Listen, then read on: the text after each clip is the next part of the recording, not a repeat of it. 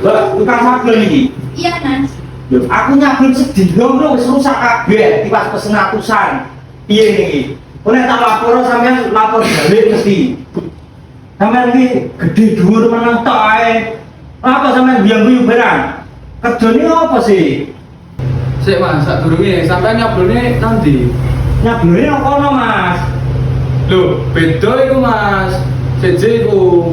Ya padha ae nek tukang sablon kono tukang sablon mesti bolonan sampean. Yo gak iso ngono Mas, beda iku Mas.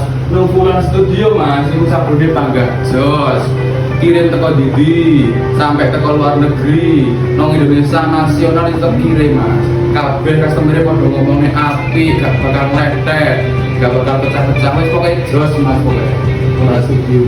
Oh berarti beda Mas nang kene karo nang kono sablone Mas yo. Beda Mas, beda iku. Iki lho Mas, contohnya sablon ning Fulan Studio. Lho iki contohnya iki. Wapi alus bahannya kandel anting letek iki. Oh ya wis, nek ngono kapan-kapan aku tak sablon rene Mas yo. Iya Mas.